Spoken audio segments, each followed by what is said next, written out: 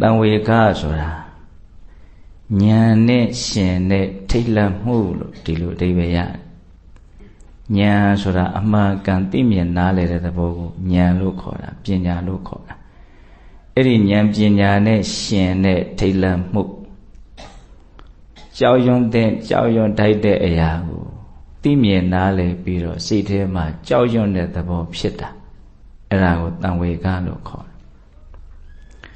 ဘုန်းတော်ပုထုဇဉ်တွေရဲ့စိတ်ကအလွယ်လွယ်အချော်ချော်တွေနဲ့သွားနေတာများတယ်တကယ်ကြောက်တဲ့ကြောက်ထိုက်တာကိုကြောက်ရကောင်းမှမသိကြဘူးမကြောက်တဲ့မကြောက်ထိုက်တဲ့အရာကိုကြားတော့လည်းပဲအကြီးအကျယ်ကြောက်နေကြတာလည်းရှိတယ်ဟုတ်လားအကြောက်တရားနဲ့ပတ်သက်ပြီးတော့လွဲမှားနေတာတွေအများကြီးရှိတယ်ဘဝမှာတကယ်ကြောက်တဲ့ကြောက်ထိုက်တဲ့အရာကဘယ်အရာလဲအဲ့ဒီကြောက်တဲ့ကြောက်ထိုက်တဲ့အရာကိုဘုန်းဘုန်းတို့စဉ်းစားရှင်းနေမယ်ဆိုရင်ကြောက်ရွံ့တဲ့သဘောဟာတေချာပေါက်ဖြစ်တယ်ပေါ့အဲ့လိုကြောက်တဲ့ကြောက်ထိုက်တဲ့အရာရဲ့ပုံမှာကြောက်ရွံ့မှုဖြစ်လာတာကိုဒါတံဝေကလို့ပြောတာအဲ့ဒီတံဝေကတရားကဘဝမှာအလွန်မှအရေးပါတယ်အထူးသဖြင့်တန်တရားဝိဒုက္ခကလွတ်မြောက်ဖို့ဆိုတဲ့အလွန်မြင့်မားတဲ့ရည်ရွယ်ချက်နဲ့တရားဘာဝနာလုပ်ကိုကြိုးစားအထောက်တဲ့အခါကာလမျိုးမှာပို့ပြီးတော့အရေးပါတယ်တချို့သူတော်ကောင်းကြီးတွေပြောရတဲ့စကားရှိတယ်တံဝေကမပါရင်တရားမရှာနဲ့တဲ့ဘာဖြစ်လို့လဲဆိုတော့လွယ်လွယ်နဲ့ရမှာမဟုတ်ဘူးလို့ပြောတာဟုတ်လားတံဝေကမပါရင်တရားမရှာနဲ့တဲ့တံဝေကနဲ့ရှာတဲ့တရားကမှရနိုင်တာခုတရားဓမ္မတို့ဘုန်းဘုန်းတို့တွေတရားတို့တရားမြတ်ကိုသိပြီးတော့ငြိမ်းအေးမှုနိဗ္ဗာန်ကိုမျက်မှောက်ပြုနိုင်ကြပြီလားလို့မေးရင်မျက်မှောက်မပြုနိုင်ကြသေးဘူးဟုတ်လားဘာဖြစ်လို့ငြိမ်းအေးမှုနိဗ္ဗာန်ကိုမျက်မှောက်မပြုနိုင်ကြသေးတာတော့သိတဲ့သိတိုက်တဲ့အရာကိုသိမြင်နားလည်ပြီးတော့စိတ်ချလက်ချမနေနိုင်ကြသေးတာတော့လို့မေးရင်တရားတို့တရားမြတ်ကိုတကယ်သိအောင်တကယ်ရအောင်အာမထုတ်ကြသေးလို့ဘာလို့တကယ်သိအောင်တကယ်ရအောင်ဘုံဘုံတို့ရဲ့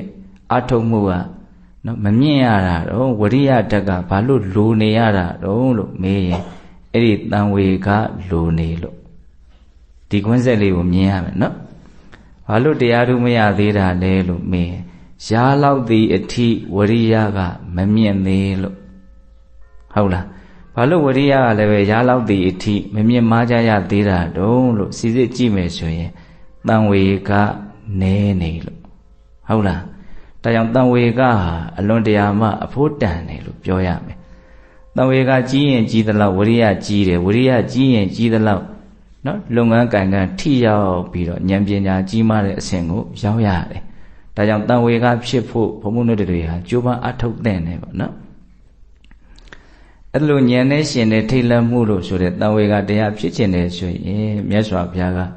တံဝေကဖြစ်ခြင်းရဲ့အကြောင်းတရား၄မျိုးဆိုပြီးတော့ဟောတာရှိတယ်အဲ့ဒီအကြောင်းတရား၄မျိုးကိုစဉ်းစားမယ်ဆင်ခြင်မယ်နှလုံးသွင်းမယ်ဆိုလို့ရှိရင်စဉ်းစားဆင်ခြင်တဲ့ပုဂ္ဂိုလ်ရဲ့စိတ်တန်တန်မှာတံဝေကဆိုတာဖြစ်လာမယ်တဲ့အဲ့ဒီတံဝေကဖြစ်ခြင်းရဲ့အကြောင်းတရား၄မျိုးကဘာလို့ဆိုတော့ဇာတိစရာဗျာတိမရဏရိုးရိုးလေးနော်ယောဂီတို့ဘုန်းဘုန်းတို့ရဲ့နားတွေကိုငယ်ငယ်လေးကစပြီးတော့ကျင့်ဖန်များစွာရောက်နေတဲ့စကလုံးလေးတွေဟုတ်လားဇာတိစရာဗျာတိမရဏဇာတိဆိုတာဘဝတစ်ခုရဲ့အစနော်ဗျာတိဆိုတာအဲ့ဒီစပြီးတော့ဖြစ်လာတဲ့ယုတ်တနန္တသဘာဝတရားတို့ရဲ့တဖြည်းဖြည်းနဲ့အည်အသွေးကျလာတဲ့သဘောရင့်ရောအိုမင်းလာတဲ့သဘောဟုတ်လားဗျာတိဆိုတာကဘာတော့သေမလို့ပြင်တော့တာပျက်စီးမလို့ပြင်တော့တာနော်ချွတ်ယွင်းချက်တွေများလာတော့နာကျင်ခံခတ်မှုကိုထင်ရှားပြလာတဲ့နော်ဖောက်ပြန်ပြောင်းလဲမှုသဘာဝဗျာတိတဲ့နော်အဲ့ဒါပြီးတော့မရဏတဲ့ဘုံဘုံတို့လက်မခံခြင်းသည်ဖြစ်စေလက်ခံခြင်းသည်ဖြစ်စေ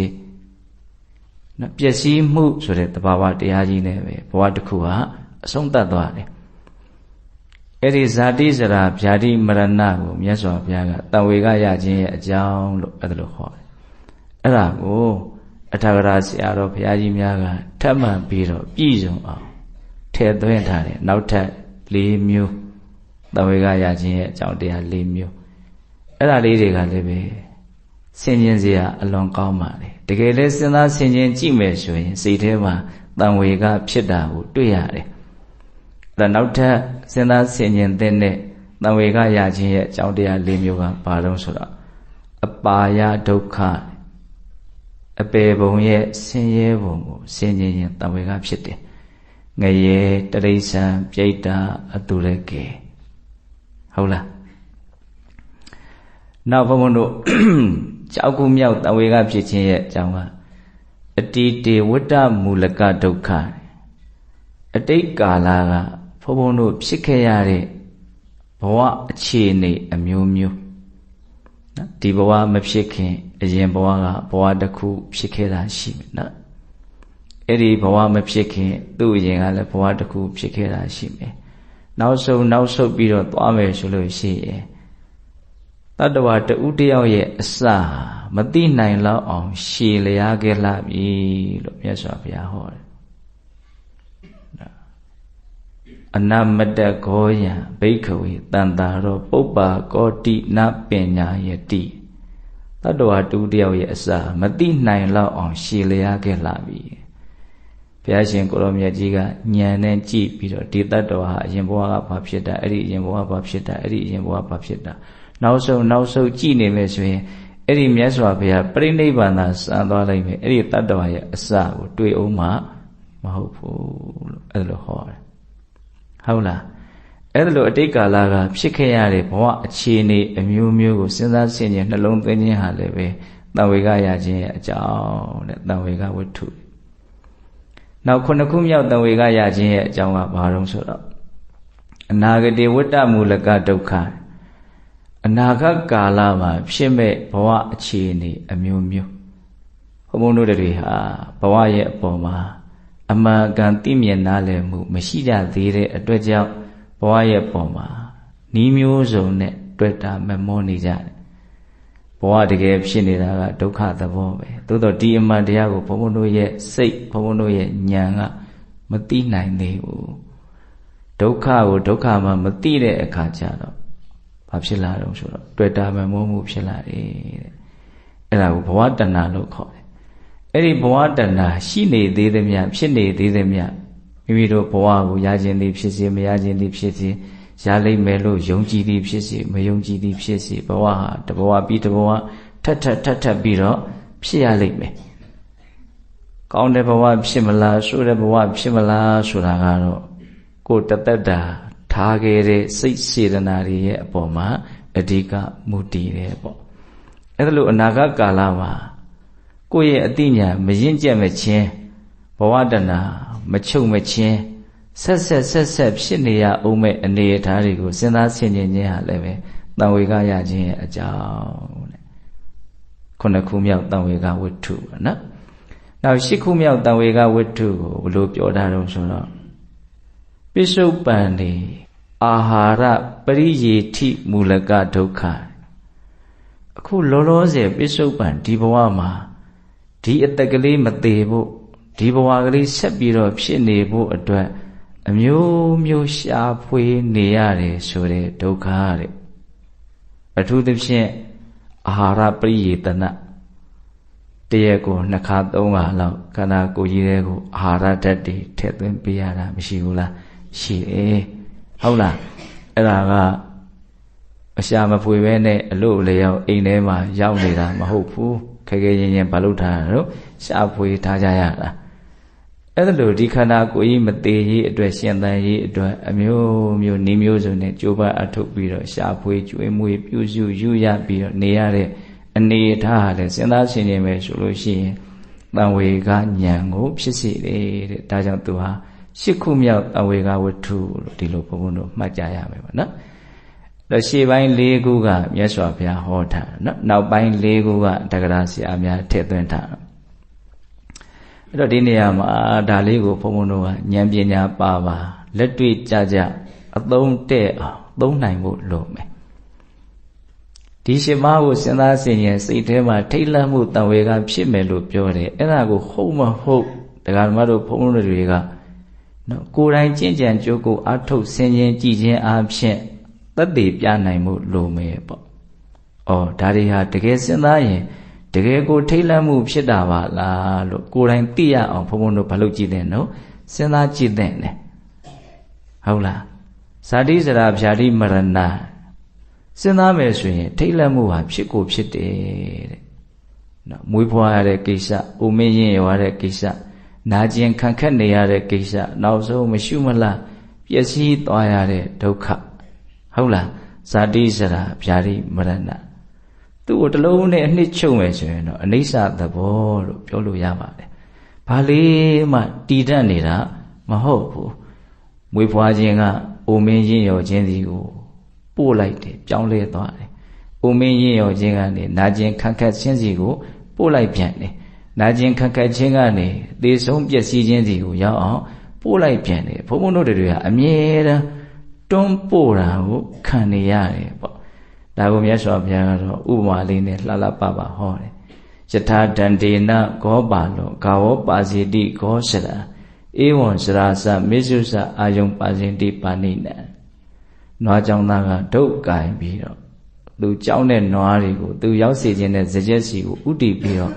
မောင်းနှင်နေသလိုတဲ့တတ္တဝါတွေကိုတဘာဝတရားကြီးကပျက်စီးခြင်းဒီကိုရောက်အောင်အမြဲတမ်းမောင်းနှင်နေတယ်လို့အဲ့လိုဟောတာဟုတ်လား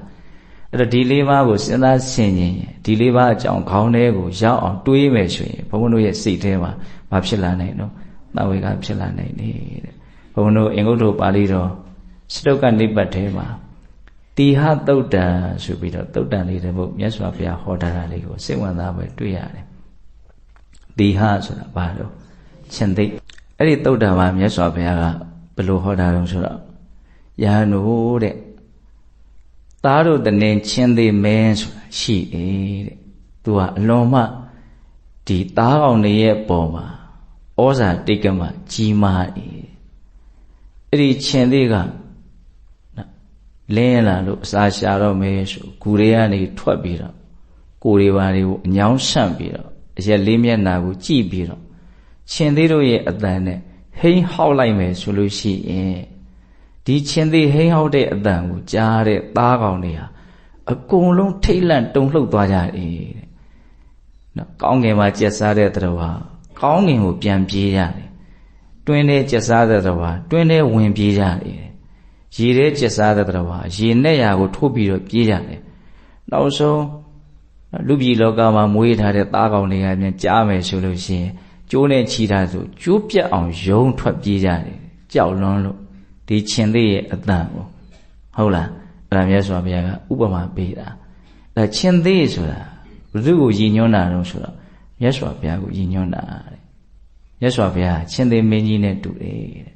နော်မြတ်စွာဘုရားဟောခဲ့တဲ့တရားတွေဟာချင်းသေးကြီးဟိန်းဟောက်လိုက်တဲ့အတန်နဲ့တူတယ်မြတ်စွာဘုရားပြောခဲ့တဲ့ဟောခဲ့တဲ့စကားတွေအကုန်လုံးသစ္စာတရားတွေအမှန်တရားတွေ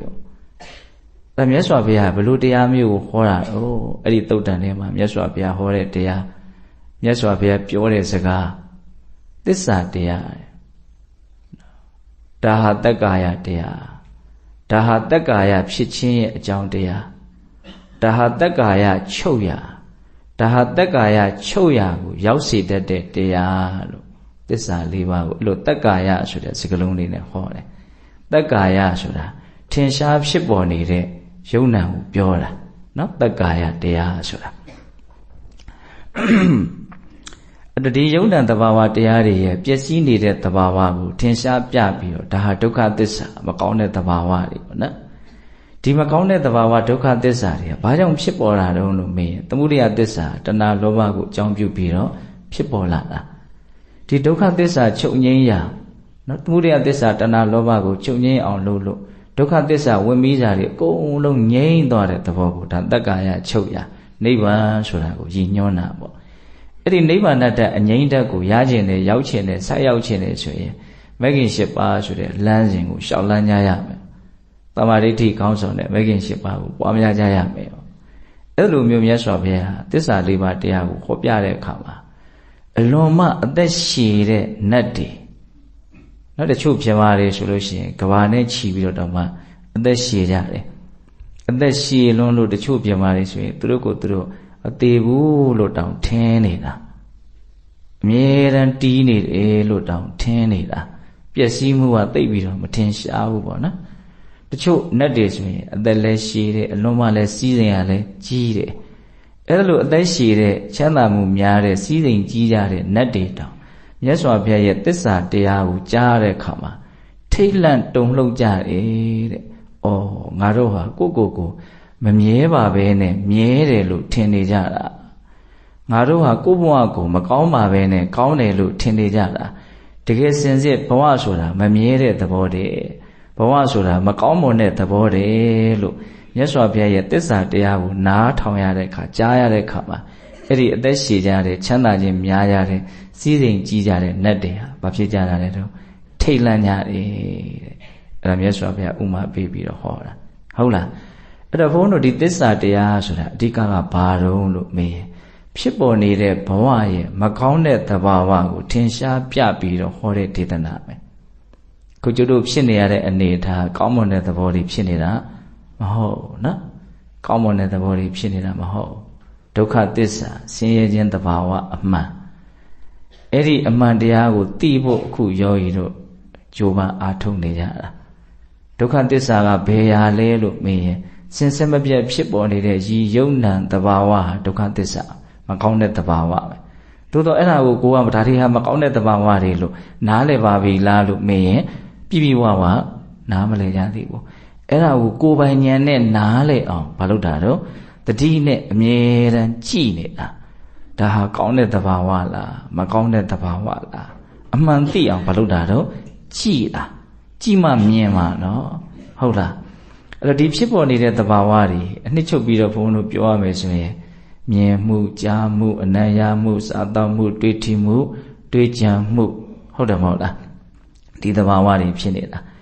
အဲ့ဒီ6အုပ်စုဖြစ်တာကိုအကြောင်းပြုပြီးတော့စိတ်ထဲမှာချမ်းသာမှုဆင်းရဲမှုဝမ်းသာမှုဝမ်းနည်းမှုခံစားချက်တွေမဖြစ်ဘူးလားအဲ့ဒီခံစားချက်တွေကိုပဲအကြောင်းပြုပြီးတော့ချမ်းသာတဲ့ခံစားမှုရဲ့နောက်မှာမမောမှုဆိုတာကပ်ပြီးတော့ပါလာပြန်တယ်ဖြစ်လာပြန်တယ်ဟုတ်လားဆင်းရဲတဲ့ခံစားမှုရဲ့နောက်မှာဘာတော့မကြိုက်မှုမကျေနပ်မှုမနှစ်သက်မှုဆိုတဲ့ဒေါသတက်ဟာကပ်ပြီးတော့ဖြစ်လာတာမရှိဘူးလားရှိတယ်ဒါဘာတွေလဲလို့မေးရင်တကယ်ဖြစ်နေတဲ့သဘာဝဟုတ်လားအဲ့ဒီသဘာဝတွေကိုဘုံဘုံတို့ကနော်ကိုယ့်ရဲ့အတွေးထင်တွေဘာမှမပါစီပဲနဲ့တကယ်လက်တွေ့ဖြစ်နေတာလေးကိုဖြစ်နေတဲ့အတိုင်းလေးလိုက်ပြီးတော့မလုပ်တာတော့ကြည်နေတာတကယ်ကိုတက်တောင့်တက်တာလေးကြည်နေမယ်ဟုတ်လားဘယ်ဟာကိုခြေခံပြီးတော့ဘုံဘုံတို့ကြိုးစားအထောက်ကြတာတော့ဝင်လေထွက်လေရဲ့ဖြစ်ပေါ်ပြောင်းလဲနေမှုကိုပင်ကိုနေရာမပင်တိုင်းနေရာမှာထားပြီးတော့ကြည်ဖို့ကြိုးစားကြတာပေါ့နော်အဲ့လိုကြည်နေမယ်ဆိုလို့ရှိရင်ဒီသဘာဝတရားတို့ရဲ့သဘောအမှန်ဟာဘုန်းတို့ရဲ့ဉာဏ်ထဲမှာထင်ရှားလာလိမ့်မယ်ဝရိယဓာတ်နဲ့တကယ်ကြိုးစားမယ်ဆိုရင်ယုတ်တည်နေနေဟာသူတို့ရဲ့သဘောအမှန်ဖြစ်တဲ့အနိစ္စသဘာဝကိုသူတို့ဟာဖုံးကွယ်ထားနိုင်မှာမဟုတ်ဘူးဒီဟာကိုဘုန်းဘုန်းတို့နားလည်ဖို့လိုတယ်နော်တတိဝရိယနဲ့တကယ်သာကြည်နေမယ်ဆိုရင်ဒီယုတ်တည်နေနေဟာသူတို့ရဲ့သဘောသဘာဝအမှန်ဖြစ်တဲ့အနိစ္စလက္ခဏာကိုသူတို့ဟာဖုံးကွယ်ထားနိုင်မှာမဟုတ်ဘူးဉာဏ်ထဲမှာထင်ထင်ရှားရှားမဖြစ်လာမလို့ပေါ်လာမယ်။အော်အခုဒီဟာအခုဒီဟာမဟုတ်တော့ပြန်ဘူး။နောက်တစ်မျိုးဖြစ်နေပြန်ပြီ။ဟုတ်လား။ကြည်သာကြည်နေတစ်မျိုးတီးပြီးတစ်မျိုးဖြစ်နေတာပါလားဆိုတဲ့ယုံနာတို့ရဲ့နည်းနည်းတဲ့လျှို့ဝှက်ချက်လို့ဆိုနိုင်တဲ့ဒီအမှန်တရားကိုဘုံဘုံတို့ဘာဖြစ်လာမလို့သဘောပေါက်လာမယ်ပေါ့နော်။အမြဲတမ်းပြောင်းလဲနေတာ။ဘယ်ဟာကိုငါလို့ယူဆရမှာလဲဘယ်ဟာကိုငါဥစ္စာလို့မှတ်ထင်ရမှာလဲဉာဏ်ကအလိုလိုဘာဖြစ်လာမလို့ရှင်းလာမယ်ပေါ့နော်ဟုတ်လားဉာဏ်ကဘာဖြစ်လာတော့အလိုလိုရှင်းလာတယ်ဘာရဲ့စွမ်းအားကြောင့်ဉာဏ်ဖြစ်လာတာလဲလို့မေးရင်တတိဝရိယရဲ့စွမ်းအားကြောင့်ဉာဏ်ဖြစ်လာတာဟုတ်လားအဲ့ဒီအနိစ္စကိုမြင်မှများလာလို့ရှိရင်အဲ့ဒါသောတော်ကမြတ်စွာဘုရားပြောပြတဲ့ဒုက္ခသစ္စာဆိုတဲ့မကောင်းတဲ့သဘာဝအမှန်ကိုမဖြစ်လာမလို့နားလည်လာမယ်အဲ့ဒါလိုနားလည်လာဖို့အတွက်ဘုံဘုံတို့ယောဂီများဘာလို့နေကြတာတော့ကြိုးစားနေကြတာဟုတ်လားဒါဟာဘာလို့လို့မေးရင် တန်ဝေကဖြစ်ကြောင်းတရားကိုပဲဘုန်းဘုန်းတို့ဟာတနည်းတစ်ပုံအားဖြင့်နားလည်အောင်ကြိုးပမ်းအထောက်နေရရောက်နေတယ်လို့ကမဆိုနိုင်ဘူးလားဆိုနိုင်တယ်ဒါကြောင့်ဒီဇာတိဇရာဗျာတိမရဏလို့ဆိုတဲ့ယုံ nant တို့ရဲ့သဘာဝဘဝတို့ရဲ့သဘာဝကိုအမြဲတမ်းဘုန်းဘုန်းတို့တွေဟာစဉ်းစားရမယ်ဆင်ခြင်ရမယ်နှလုံးသွင်းရမယ်ပေါ့နော်အဲ့လိုစဉ်းစားဆင်ခြင်နှလုံးသွင်းတဲ့အခါမှာလည်းပဲတကယ်ကိုလက်တွေ့ကြကြစိတ်ထဲမှာပိုင်ပိုင်နိုင်နိုင်ဆင်ခြင်တတ်ဖို့တော့လိုပဲဥမာဆိုရပါစို့ဘုန်းတို့ဇာတိဇရာဗျာတိမရဏအဲ့ဒီ၄မျိုးထဲမှာမရဏဆိုတဲ့တရားဟာပိုးပြီးတော့စိတ်ကိုထိတ်လန့်မှုဖြစ်စေတဲ့နေရာမှာပိုးပြီးတော့သူကအစွမ်းထက်တယ်လို့ဆိုရင်တယ်ဟုတ်လားပိုးပြီးတော့ထိရောက်တယ်လို့ဆိုရင်တယ်အဲ့တော့သိခြင်းကိုစဉ်းစားတဲ့အခါမှာနော်တကယ်သိနေတဲ့လူတစ်ယောက်ကိုမြင်မှုရတယ်မို့လားအဲ့လိုမြင်ရတဲ့အခိုက်အတန့်မှာကိုယ့်ရဲ့စိတ်ထဲမှာဘလို့အပြောင်းလဲဖြစ်တယ်လေဘလို့ခံစားရတယ်လေဘလို့ထပ်ပြီးတော့အတွေးအမြင်တွေဖြစ်ပေါ်လာတယ်လေဆိုတာကိုသတိထားသင့်တယ်ဟိုတို့လူသေးကောင်ကိုမြင်ရတာနဲ့မမြင်ရတာမတူဘူးနော်စိတ်ကူးနဲ့ပုံဖော်ပြီးတော့လူသေးကောင်ကိုကြည့်လို့မြင်ရတဲ့အမြင်နဲ့တကယ်လက်တွေ့လူတစ်ယောက်သေးနေတာစမ်းသပ်လေးသေးနေတာမလှုပ်မရှက်ငြိမ်ပြီးတော့သေးနေတဲ့အနေအထားအလောင်းကောင်ကိုမြင်ရတဲ့အနေအထားနဲ့စိတ်ကူးထဲမှာကြံစည်ပြီးတော့ကြည့်တဲ့အနေအထားနဲ့ခံစားချက်ချင်းသိမြင်နားလည်ပုံချင်းတွေးပုံမြင်ပုံချင်းတူနိုင်မလားမတူနိုင်ဘူးအဲ့ဒါကိုတကယ်လူသေးကောင်ကိုမြင်တယ်လို့မျိုးမြင်ကြည့်ဟုတ်လားမြင်ကြည့်ပြီးတော့ဘယ်လိုလုပ်မလို့ဆိုတော့အော်ငါရဲ့ဒီငါလို့ဆွဲယူထားတဲ့မှတ်ယူထားတဲ့ဒီကိုယ်ကောင်ကလည်းတစ်ချိန်မှာအဲ့ဒါလို့မလှုပ်မရှက်ငြိမ်ငြိမ်လေးသေးနေတဲ့နော်ဒီရုပ်ကလတ်လို့ကိုယ်လည်းပဲငြိမ်ငြိမ်လေးသူများလာပြီးတော့ကြည်တာကိုခံရတဲ့အနေအထားကိုရောက်သွားအောင်ပါဟုတ်တယ်မဟုတ်လားအဲ့လိုလေးပါလို့ရမှာတော့စဉ်းစားကြည့်နော်ကိုကလူသေးကိုသွားကြည့်တယ်လို့လူတွေကလည်းကိုယ်လူသေးဆိုပြီးတော့လာကြည့်တဲ့အနေအထားကိုတစ်ချိန်ချိန်မှာမဖြစ်အောင်မလို့ရောက်အောင်ပါအဲ့လိုမျိုးစိတ်ကူးကိုအနည်းဆက်ဆုံးဖြစ်အောင်ဘုန်းဘုန်းတို့ဟာတွေးတောတတ်ဖို့ဆင်ញင်တတ်ဖို့လိုတယ်အဲ့ဒါကိုမြတ်စွာဘုရားဆင်ញင်တတ်ဖို့ဘယ်လိုသင်ပေးတာတော့ယထာဣဒံတထာဣဒံယထာဣဒံတထာဣဒံဣဇတင်္စဗေဒာစကာယေသန္တံဝိရာစေယဟုတ်လားယထာဣဒံတထာဣဒံယထာဣဒံတထာဣဒံအဲ့ဒီစကားလုံးလေးကအလွန်မှဆင်ញင်စရာကောင်းတယ်ယထာဣဒံတထာဣဒံနော်ဒီခုလှုပ်လှုပ်ရွရွပျော်ဆိုးသွားလာနေတဲ့ဒီငါလို့ဆိုနေတဲ့ဒီရှင်သန်နေတဲ့ဒီဘဝလေးဟာဟုတ်လားတစ်ချိန်ကျတော့အခုသေနေတဲ့အရာလို့ဘာဖြစ်သွားမှာတော့ဖြစ်သွားအောင်ပါအခုသေနေတဲ့အရာဟာလည်းတစ်ချိန်လုံးကငါလိုပဲသွားလာလာပျော်ပျော်ဆိုဆိုလှုပ်လှုပ်ရှားရှားနေခဲ့တာသေနေတဲ့လူနဲ့ရှင်နေတဲ့ကိုယ်ထပ်တူပြုတ်ပြီးတော့မလုပ်တာတော့စဉ်းစားတာနော်အခုရှင်နေတယ်ဆိုတဲ့ငါဟာတစ်ချိန်ကျရင်ဒီသေနေတဲ့လူလို့ဖြစ်သွားအောင်ပါအခုသေနေတဲ့လူဟာတစ်ချိန်လုံးကရှင်နေတဲ့ငါလိုပဲဖြစ်ခဲ့တာအဲ့လိုအပြင်းပြင်းလန်လန်စဉ်းစားတာစဉ်းစားတတ်ဖို့လိုတယ်နော်အခုရှင်နေတဲ့ငါဟာတစ်ချိန်ကျရင်ဒီသေနေတဲ့လူလို့ဖြစ်သွားအောင်ပါအခုသေနေတဲ့လူဟာတစ်ချိန်လုံးကရှင်နေတဲ့ငါလိုဖြစ်ခဲ့တာအဲ့ဒါလို့ဆိုလို့ရှိရင်အဲ့လိုစဉ်းစားဆင်ခြင်ဘာဖြစ်တုံးဆိုတော့ဣဇတင်္စဗေဒာစကာယေသန္တံဝိရာစေနော်ဣဇတင်္စဗေဒာစဣဇတဆိုတာအတွင်းဗေဒာဆိုတာအပြင်ပေါ့နော်ကိုယ်ခန္ဓာကိုယ်ရဲ့အပေါ်မှာလည်းပဲမဲ့မောမှုတွေကင်းသွားနိုင်တယ်သူတစ်ပါးခန္ဓာကိုယ်ရဲ့အပေါ်မှာလည်းပဲမဲ့မောမှုတွေကင်းသွားနိုင်တယ်ဒါကဘုံဘုံကဘာပြောတာလဲဆိုတော့ဒီတံဝေကရာခြင်းရဲ့အကြောင်းတရားဖြစ်တဲ့ဇာတိဇရာဗျာတိမရဏကိုစဉ်းစားတဲ့အခါမှာတကယ်လက်တွေ့ကြကြအမှန်တရားနဲ့အနီးဆက်ဆုံးဖြစ်အောင်စိတ်ထဲကမလုပ်နိုင်ဘူးလို့မလို့ဆင်ញင်နိုင်ဖို့လို့မယ်ဒါလေးကိုပြောတာဟုတ်လားအဲ့ဒါဆက်ပြီးတော့ဘုံဘုံကဒီနောက်ထပ်တံဝေကရာခြင်းရဲ့အကြောင်းတရား၄မျိုးကိုစဉ်းစားဆင်ញင်ပုံလေးတွေကိုနည်းနည်းထပ်ပြီးတော့ပြောမယ်ဒါကဘယ်လိုရည်ရွယ်ချက်နဲ့ပြောတာတော့ဆိုတော့ဒီဒေသနာတွေကိုလက်တွေ့ဆင်ញင်ကြည့်ခြင်းအပြင်အသုံးပြုနိုင်ကြဖို့အသုံးပြုမယ်ဆိုလို့ရှိရင်ဘုံဘုံတို့ဘာထွက်လာမှာတော့တံဝေကထွက်လာမယ်ပေါ့နော်တံဝေကဖြစ်လာမယ်ဆိုလို့ရှိရင်ရိုးမှတားလို့မရဘူးကြိုးပမ်းအထုံမှုဆိုတဲ့ဝရိယဟာအလိုလျောက်ဖြစ်လာမယ်ဝရိယတွေဖြစ်လာလို့ဝရိယတွေပြည့်မီလာပြီဆိုရင်တရားဓမ္မတို့ဘုံဘုံတို့မျှော်လင့်တောင့်တတဲ့တရားတို့တရားမြတ်ကိုသိတဲ့ဉာဏ်ဆိုတာဖြစ်မလာနိုင်ဘူးလားဖြစ်လာနိုင်တယ်အဲ့လိုတန်ဖိုးကြီးမားတဲ့တံဝေကဓာတ်ကိုဖြစ်စေဖို့အတွက် လက်တွေ့ဆင်ခြင်ကြည့်ခြင်းအပြင်ဒေသနာတွေကိုအသုံးပြုနိုင်ဖို့ဆိုတဲ့ရည်ရွယ်ချက်နဲ့ပြောပြတာဟုတ်လားအဲ့တော့ဘုန်းဘုန်းတို့၅ခုမြောက်တန်ဝေကရခြင်းရဲ့အကြောင်းတရားကဘာလဲတော့အပေဒုက္ခတဲ့ငရဲတိရစ္ဆာန်ပြိတ္တာအတုရကေတဲ့ဟုတ်လားငရဲဆိုတာကြတော့တရားဓမ္မတို့ဘုန်းဘုန်းတို့မမြင်ဘူးကြဘူးမတွေ့ဘူးကြဘူးဟုတ်လားသို့တော်ငရဲရဲ့ဒုက္ခဘုရားတောင်ကိုယ်အောင်မဟောနိုင်ဘူးလို့ဘာလပန္တိတသုတ်တံများမှာမြတ်စွာဘုရားဟောထားတာအထင်ရှားရှိတယ်ငရဲရဲ့ဒုက္ခဟုတ်လားငရဲရဲ့ဒုက္ခကိုဘုရားတောင်ကိုယ်အောင်မပြောနိုင်ဘူးလို့အဲ့လိုဟောထားတာရှိတယ်အဲ့တော့ငရဲကိုမမြင်ဘူးလို့မသိဘူးလို့ကြိုင်ထားလိုက်အောင်ငရဲပြီးရင်ပါလာမှာတော့တိရစ္ဆာန်ဟောတိရစ္ဆာန်တွေကြတော့ဘုန်းတို့ပါတော့လက်လန်းမိတယ်တိရစ္ဆာန်တွေရဲ့ဘဝကိုစဉ်းစားဆင်ခြင်ကြည့်ရင်တဝေကရနိုင်တယ်သို့တော့ဒီတိုင်းစဉ်းစားဆင်ခြင်တာနဲ့ဒီတိရစ္ဆာန်လေးတွေရဲ့အဖြစ်ဟာငါအချိန်မီရောက်သွားနိုင်တဲ့အနေအထားလို့အဲ့ဒါလို့ဆင်ခြင်တာအကျိုးရလဒ်ထွက်ပုံညင်မတူဘူး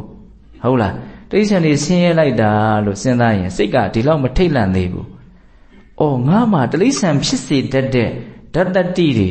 ရှိနေပါသေးလား။တိရစ္ဆာန်ဖြစ်စေတတ်တဲ့ဓာတ်တတိတွေကိုငါမပယ်ရှားရသေးပါလား။တိရစ္ဆာန်မျိုးစေ့ကိုငါမဖြတ်စည်းရသေးပါလား။တိရစ္ဆာန်မျိုးစေ့ကိုမဖြတ်စည်းရသေးတဲ့အတွက်ကြောင့်တိရစ္ဆာန်အပင်ဟာအချိန်မွေးပေါက်လာနိုင်ပါလားလို့အဲ့လိုစဉ်းစားဆင်ခြင်မှထိတ်လန့်မှုကကြီးကြီးမားမားဖြစ်နိုင်မယ်ပေါ့။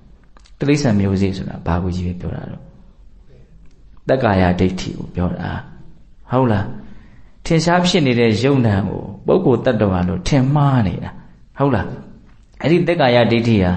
တိရစ္ဆာန်မျိုးစေ့လည်းမကဘူးငရဲမျိုးစေ့လည်းသူပဲဣတ္တမျိုးစေ့လည်းသူပဲအတုရကေမျိုးစေ့လည်းသူပဲအဲ့တော့တိရစ္ဆာန်လောကကိုဘုန်းဘုန်းတို့စဉ်းစားတဲ့အခါမှာအဲ့လိုအတွေးလေးအမြင်မှန်လေးပါတော့မလို့ဘာလို့ရမလို့ထည့်သွင်းရမယ်ပေါ့ဟုတ်လားတိရစ္ဆာန်မျိုးစေ့တဲ့မပယ်ရသေးဘူးအလွန်ဆင်းရဲတဲ့တိရစ္ဆာန်ဘဝဘုန်းတို့တရားနာရသုတ်တန်တွေမှာမြတ်စွာဘုရားကနော်ငရဲဘုံကိုမိကြီးတွင်းကြီးများနဲ့တူတယ်လို့ဥပမာပေးတယ်။ဒါတိရစ္ဆာန်ဘုံကိုကြတော့မစင်တွင်းကြီးများနဲ့တူတယ်လို့ဥပမာပေးတယ်။နော်ပေတလို့ဆိုတဲ့ပြိတ္တာဘုံနဲ့အတုရကေဘုံကိုတော့ပေါင်းပြီးတော့သူကပြောတာ။သူကြတော့ဘာနဲ့တူတယ်လို့ပြောလို့ဆိုတော့နော်အလွန်တရာမှနော်အခက်အလက်နေပါတဲ့အရေးကျဲတဲ့တစ်ပင်အိုနဲ့တူတယ်လို့ဟောတယ်တတ္တဝတ္ထုတယောက်သေပြီးတဲ့နောက်မှာလာရရောက်ရကိုဂတိလို့ခေါ်တယ်ဟုတ်လားအဲ့ဒီဂတိကဘယ်နှမျိုးရှိတယ်လို့ကြားဘူးတော့၅မျိုးဒေဝမနုဿနိရိယနဲ့ပေတတိရစ္ဆာန်လာရအရှိ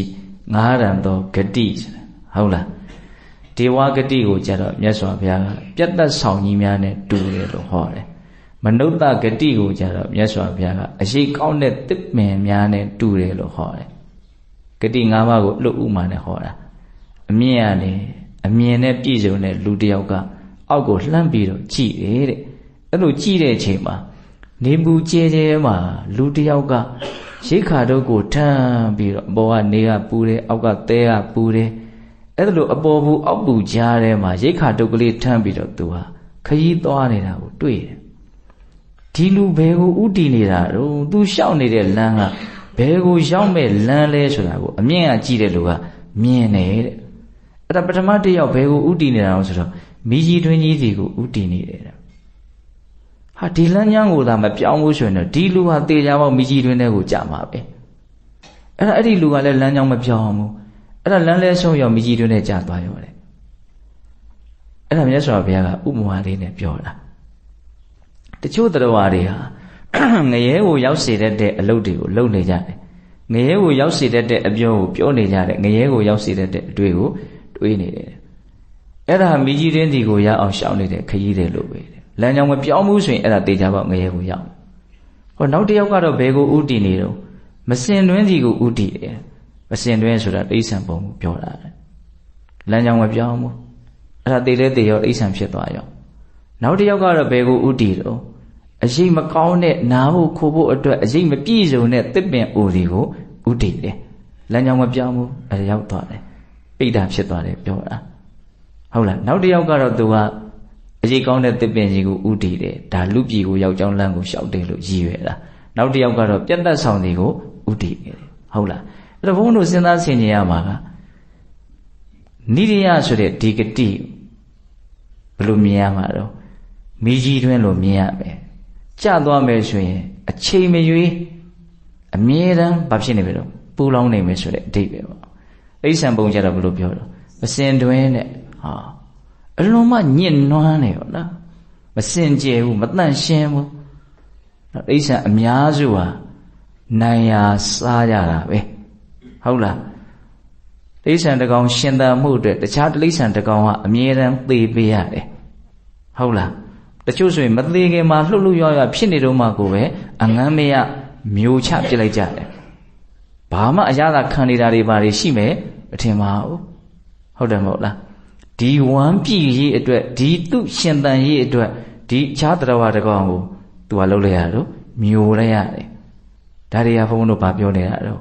တန်ဝေကရဖို့ပြောပြတာ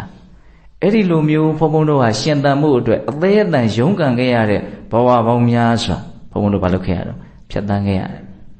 အဲ့လိုမျိုးကိုယ့်ဘဝနဲ့ဒီအခြေအနေဆိုးနဲ့ဟာဆက်ဆက်နေတယ်ဆိုတဲ့အမြင်နဲ့ဆင်ခြင်မှတန်ဝေကဆိုတာဖြစ်နိုင်တယ်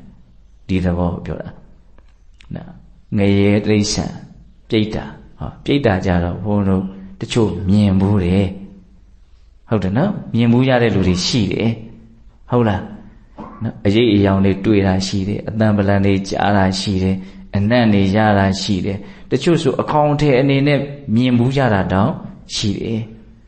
နော်ကိုမသိနိုင်တဲ့ကိုမမြင်နိုင်တဲ့ကိုဉာဏ်မကျက်စားနိုင်တဲ့လောကကသာလေပို့ပြီးတော့ကျေပြန့်တယ်ကိုဉာဏ်နဲ့ကျက်စားနိုင်တဲ့ကိုသိနိုင်တဲ့နယ်ပယ်ဆိုတာတကယ်ကဘာတော့ကျဉ်းချင်းလေးတော့ဒီပေတာလောကနဲ့ပတ်သက်ပြီးတော့ကျမ်းဂန်နေတဲ့မှာအလွန်ထင်ရှားတဲ့နော်ဒေသနာလေးတွေစုပြီးတော့မှတ်တမ်းတင်ထားတာရှိတယ်နိဒာနဝကတန်ယုတ်ပါဠိတော်ထဲမှာမှတ်တမ်းတင်ထားတယ်လက္ခဏာတန်ယုတ်ဆိုတာရှိတယ်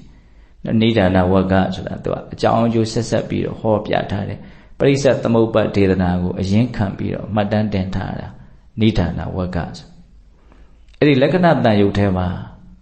နော်ပေတာလောကသားတွေရဲ့အကြောင်းကိုဆန်းဆန်းကြဲကြဲမြင်တာကိုပြောပြထားတာအခါတစ်ပါးမှာရှင်မမောက္ကလန်နဲ့ရှင်လက္ခဏာဂိဇဂုတ်တောင်ပေါ်မှာသတင်းသုံးရင်းနဲ့ဆွမ်းခံချိန်ကြားတဲ့အချိန်ကြတော့ဂိဇဂုတ်တောင်ပေါ်ကနေရာဇဂုတ်မျိုးတွေကိုဆွမ်းခံရမယ်ဆိုပြီးတော့ကြွလာကြတာဂိဇဂုတ်တောင်ဆိုတာကရာဇဂုတ်မျိုးနဲ့မနီမွေးမှာရှိတာပေါ့နော်အဲ့ဒါစိတ်ငြိမ်ရအဲ့ဒီဂိဇဂုတ်တောင်ကြီးကိုတက်ပြီးတော့သူတို့နေကြတာသတင်းသုံးကြတာအဲ့ဒါဆွမ်းခံချိန်ကြားတဲ့အခါကျတော့အဲ့ဒီဂိဇဂုတ်တောင်ပေါ်ကနေဆင်းလာကြတာအဲ့လိုဆင်းလာကြရင်းနဲ့ရှင်မမောက္ကလန်ကိုရောမြတ်ကြီးကတဏှာကိုကြည့်ပြီးတော့ပြုံးနေတယ်အဲ့ဒါကိုမြင်တဲ့အခါမှာရှင်လက္ခဏာကမေးတယ်နော်အเจ้าမဲ့ပြုံးတာမဖြစ်နိုင်ဘူးအရှင်ဘုရားဘာလို့ပြုံးတာတော့ဆိုတော့ငါရှင်တဲ့ဒီမေးခွန်းကိုခုဒီအချိန်မှာမမေးပါနဲ့မြတ်စွာဘုရားရဲ့ရှေ့တော်မှာပိဋကတ်၄ပါးစုံတဲ့အချိန်မှာမေးပါနော်အဲ့လိုမျိုးမင်းရှိတဲ့အချိန်မှာရှင်လက္ခဏာလည်းမေးတော့အဲ့ဒါနဲ့ဆွမ်းခံဆွမ်းဖုံးပေးတော့နေတန့်စင်ချမ်းချမ်းသာသာနေပြီးတော့ညနေခင်းကာလညချမ်းကာလရောက်တဲ့အချိန်မှာပိဋကတ်၄ပါးစုံတယ်မြတ်စွာဘုရားရှေ့မောက်မှာအဲ့ဒါရှင်လက္ခဏာကရှင်မမောက္ကလန်ကိုမေးတယ်ငါရှင်မောက္ကလန်မနေ့တုန်းကငါမေးတာအဲ့ဒါပိဋကတ်စုံမှဘုရားရှေ့ရောက်မှမေးပါဆိုလို့အခုမေးရတယ်သင်ဘာကြောင့်ပြုံးတယ်တော့ဘာကိုမြင်လို့ပြုံးတယ်တော့အဲ့လိုမေးတဲ့အချိန်မှာရှင်မမောက္ကလန်အရှင်တဲ့တင်းတဲ့ငါနဲ့စွန့်ကန်ကြွမလို့ဂေဇဂုတ်တော်မောကဆင်းလာတဲ့အချိန်မှာငါနားထဲမှာအော်တန်ညီးတန်ကြားလို့ငါအတန်လာရသည်ကိုကြည်လိုက်တာအတန်ကြားလို့ကြည်တာနော်အဲ့ဒီအတန်ကိုရှင်လက္ခဏာမကြားဘူးရှင်လက္ခဏာလည်းတာမန်ပုဂ္ဂိုလ်မဟုတ်ဘူးသူလည်းပဲပါတော့နော်တကောဣတိဘတ်နဲ့ပြည့်စုံတဲ့ယဟန္တာပုဂ္ဂိုလ်ပဲဒါပေမဲ့သူ့ရဲ့တကောဣတိဘတ်ကရှင်မာမောက္ကလန်လောက်ကြီးမားတာထက်မြက်တာမဟုတ်လားအဲ့ဒါနဲ့ငါအတန်လာရာကိုကြည့်လိုက်တဲ့အချိန်မှာအယိုးတွေနဲ့ကြီးတိဆောက်ထားတဲ့တရားဝါတကောင်ကောင်းငင်မှာပြန်နေတာကိုတွေ့ရတယ်တဲ့အယိုးတွေနဲ့ကြီးတိဆောက်ထားတယ်အဲ့ဒီအကောင်ကအော်နေတာတဲ့ဘာလို့အော်တာတုံးဆိုတော့နော်သူ့လိုပဲနော်ကောင်းငင်မှာပြန်တန်းရင်းနဲ့သူ့ကိုထိုးစိတ်နေကြတယ်ကြီးတွေလရတွေစွန်ရဲတွေဘေးကနေဝဲပြီးတော့ဒီအယိုးကြားကိုထိုးစိတ်နေကြတယ်အဲ့ဒီအကောင်တွေရဲ့ထိုးစိတ်တာကိုမခံနိုင်တဲ့အတွက်ကြောင့်အဲ့ဒီကောင်ကအော်တာ ဘလောက်ဆန်းကျယ်တဲ့လောကကြီးလဲယုံကြည်မှုနဲ့နားထောင်ကြည့်နော်ဟုတ်လားကိုမသိနိုင်တဲ့မမြင်နိုင်တဲ့တရားတွေလောကမှာကျက်စားနေကြတာရှိတယ်ဆိုတာလေးကိုဒါကျမ်းဂန်အထောက်အထားပြောပြတာဟုတ်လားအဲ့ဒါလိုမြင်တယ်အဲ့ဒါကိုမြင်လို့ဩဒီလိုတရားမျိုးရဲ့လို့လေလောကမှာရှိနေသေးပါလားအဲ့လိုစဉ်းစားတာနဲ့ तू မပြုံးသေးဘူးဘာလို့ပြုံးတဲ့သဘောကဖြစ်လာတာတော့ဆိုတော့ငါမှာဒီသဘောမျိုးမရှိတော့ဒီလောက်ဆင်းရဲတဲ့ဘဝတွေဖြစ်เสียအကြောင်းငါတန်တန်မှာမရှိတော့ကိုပြန်တွေးလိုက်တဲ့ခါကျတော့ဘာဖြစ်သွားလဲကျေနပ်သွားရောနော်အဲ့ဒီကျေနပ်မှုရလို့ပြုံးသွားတာဟိုတော်ဆင်းရဲနေတာကိုကြည့်ပြီးတော့ပြုံးတာမဟုတ်သဘောပေါက်လားအဲ့တော့ဘုန်းဘုန်းတို့ကတိဋ္ဌာန်လေးတွေကိုကြည့်ပြီးတော့အခုပေတာလောကသားတွေအကြောင်းစဉ်းစားပြီးတော့ဘုန်းဘုန်းတို့မှာရှင်မမောက္ကလံမျိုးပြုံးတယ်လို့မျိုးပြုံးနိုင်တဲ့အပြုံးမျိုးမရှိနိုင်သေးဘူးဟုတ်လားဘုန်းဘုန်းတို့မှာတော့ဘာပဲဖြစ်မှာတော့တန်ဝေကပဲဖြစ်မယ်ဟုတ်လားတန်ဝေကပဲဖြစ်မယ်ဩငါမှဒီသဘောတဘာဝကိုဖြစ်စေတဲ့အကြောင်းတရားတွေကိုမပေရသေးပါလားငါအချိန်မရွေးဘဝအဆုံးသတ်ပြီးတော့အဲ့ဒီဘဝမျိုးနဲ့ထပ်ပြီးတော့စသွားနိုင်မလားသေခြင်းတရားဆိုတာအကြီးမားဆုံးအပြောင်းလဲလို့ဘုံဘုံမကြာခဏပြောတယ်နော်ဘဝမှာအကြီးမားဆုံးအပြောင်းလဲဟာသေခြင်းတရားပဲတချို့စီဝါရေးတွေအကြီးအကျယ်ကြာရှုံးသွားတာရှိတယ်အကြီးအကျယ်အောင်မြင်သွားတာရှိတယ်ဒါဆိုရင်ဟာဘဝပြောင်းလဲပြီလို့တချို့လက်မထောင်ကြတာရှိတချို့ပြည့်စည်သွားတယ်ဆိုရင်လည်းဝမ်းနဲ့ကြည်ကွဲကြတာရှိတယ်ဟုတ်လားပညာရေးတွေကောင်းလို့အစသာအရာရာကိုတန်ဖိုးထားတဲ့အရာတွေကောင်းသွားလို့တို့ကတော့ပြောင်းသွားပြီလို့အပြောင်းလဲအကြီးကြီးလို့ထင်ကြတာတွေမရှိဘူးလားရှိတယ်ဘယ်အပြောင်းလဲမှသေခြင်းတရားလောက်ကြီးမားတဲ့အပြောင်းလဲကိုမဖြစ်စေဘူးဆိုကြပါစို့လူတစ်ယောက်သေပြီဆိုတာနဲ့ဒီအခြေအနေဟာအကုန်လုံးအပြီးတတ်သွားပြီနောက်ထပ်အခြေအနေအသစ်တစ်ခုဟာဘာလို့မတော့စလာလိမ့်မယ်အဲ့ဒီအပြောင်းလဲဟာတချို့လူတွေအတွက်ရောက်ဖို့သိမကြတော့ဘူးနော်စဉ်းစားကြည့်နော်လူတစ်ယောက်သေလို့ခွေးတကောင်ဖြစ်သွားတယ်ဆိုကြပါစို့ဒါထက်ကြီးမားတဲ့အပြောင်းလဲဘယ်ရှာတွေ့နိုင်မှာတော့လူရှင်စစ်ကနေပြီးတော့ခွေးတကောင်ဖြစ်သွားတယ်စိတ်ကူးလေးလက်တွေ့ကြားကြကုကြည်စမ်းပါနော်လူရှင်စစ်ကနေနွားတကောင်ဖြစ်သွားတယ်လူရှင်စစ်ကနေအလွန်ဆင်းရဲတဲ့ငရဲသားတစ်ယောက်ဖြစ်သွားတယ်စဉ်းစားကြည့်ပါဒါထက်ကြီးမားတဲ့အပြောင်းလဲရှိနိုင်မလားနော်လူရှင်စစ်ကနေနတ်ဖြစ်သွားတယ်ပြမာဖြစ်သွားတယ်ကောင်းတဲ့ဘက်မှာလည်းပဲအလွန်ကြီးမားတဲ့အပြောင်းလဲကြီးတစ်ခုလို့ဆိုနိုင်မို့လားဆိုနိုင်တယ်အဲ့ဒီလိုအပြောင်းလဲမျိုးရှင်မမောက္ကလံမှာရှိသေးသလားမရှိတော့ဒီလိုဘဝမျိုးမပြောနဲ့ဘယ်လိုဘဝမျိုးမှသူ့မှာဖြစ်เสียအကြောင်းမရှိဘူးဘဝကဒုက္ခဘယ်ဒုက္ခမှသူ့မှာဆက်ပြီးတော့ဖြစ်เสียအကြောင်းမရှိဘူးဒါကြောင့်မလို့သူမှာဖြစ်တာတဲ့တော့ပြုံးတာတဲ့အဲ့လိုမျိုးရှင်လက္ခဏာကိုဖြေတဲ့အခါမှာမြတ်စွာဘုရားဘာမိန့်ရှိတုံးဆိုတော့ဒါမြတ်စွာဘုရားရှိမှာမေ့ဖြေနေကြတာကိုမြတ်စွာဘုရားဘာမိန့်ရှိတုံးဆိုတော့ငါရဲ့တပည့်တာဝကတွေဟာတိပြီးမြင်ပြီးတော့နေကြပါပြီဆိုနော်အတိအမြင်နဲ့ပြည့်စုံပြီးတော့နေကြပါပြီဆိုရှင်မမောက္ကလံကိုချီးမွမ်းတာအလွန်မြင်နိုင်ခဲ့တဲ့တရားကိုမြင်လို့မြတ်စွာဘုရားချီးမွမ်းတာတကယ်စင်စစ်ငါဟာဒီတရားကိုဖျားဖြစ်ပြီးကာစဘောဓိပင်နဲ့ရွှေပလင်းနော်ဖျားဖြစ်ပြီးကာစအဲ့ဒီညတွေကစငါအဲ့ဒီတရားကိုမြင်နေတဲ့အဲ့ဒီတရားရဲ့အော်တန်ကိုလည်းငါကြားရတယ်ဒါပေမဲ့အဲ့ဒီတုန်းကဒီတရားဒီလိုအော်နေတယ်ဒီလိုဖြစ်နေတယ်လို့ငါဘယ်သူမှမပြောခဲ့ဘူးတဲ့ဘာဖြစ်လို့လဲဆိုတော့မယုံကြည်တဲ့ပုဂ္ဂိုလ်တွေကာလရှည်မြင့်စွာအကျိုးမဲ့မှာဆိုလို့လေဟောဒီစကားလေးကိုသိချနာထောက်နော်မြင်တဲ့လူကမြင်တဲ့အတိုင်းပြောတယ်သိတဲ့လူကသိတဲ့အတိုင်းပြောတယ်ဒါကိုကြားရတဲ့ပုဂ္ဂိုလ်တိုင်းကယုံနေကြတာတော့လေမဟုတ်ဘူးယုံတယ်မယုံဘူးဆိုတာကလည်းပဲကိုယ့်ရဲ့ပင်ကိုတက်ခံခွဲခြားဝေဖန်နိုင်စွမ်းအနှိမ့်အမြင့်ပေါ်မှာလည်းမူတည်နေသေးတယ်ဟုတ်တယ်မဟုတ်လားကုမြတ်စွာဘုရားအဲ့ဒါကိုထောက်ပြတာနော်မြင်တဲ့အတိုင်းကြားတဲ့အတိုင်းမြတ်စွာဘုရားပြောခဲ့ပါသလားမပြောခဲ့ဘူးဘာဖြစ်လို့မပြောတာတော့မယုံကြည်တဲ့ပုဂ္ဂိုလ်တွေကာလကြာမြင့်စွာအကျိုးမဲ့မှာဆိုလို့တဲ့ဟုတ်လားအဲ့ဒါလက္ခဏာတန်ရုပ်ထဲမှာပထမဦးဆုံးတုတ်တန်လေးဟုတ်လားအဲ့ဒါအများကြီးပဲပြောတာ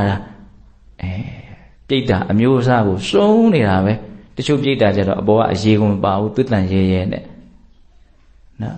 အဲ့ဒါမြတ်စွာဘုရားကဒီအယိုးစုပြိတ္တာဟောဒီတာဝတိမြို့ထဲမှာပဲတစ်ချိန်ကနွားသားသမားတယောက်ဖြစ်ခဲ့တာတဲ့အဲ့လိုတောင်ပြောတယ် အရေကိုမပါတဲ့ပြိတ္တာရှိတယ်နော်ပြိတ္တာမှာအမျိုးမျိုးပဲ